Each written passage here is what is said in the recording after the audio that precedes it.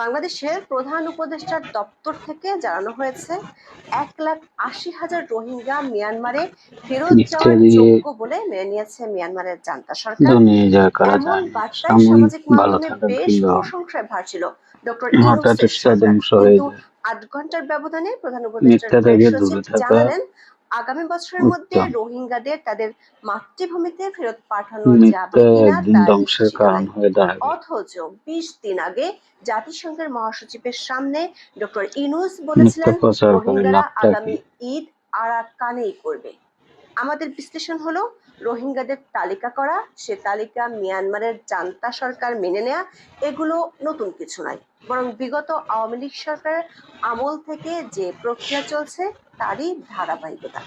উল্টো খবর হলো, মিয়ানমারের রাখাইন রাজ্য যাদের দখলে, সেই সরকারটির নাম ন্যাশনাল ইউনিটি গভর্নমেন্ট, জান্তা সরকারের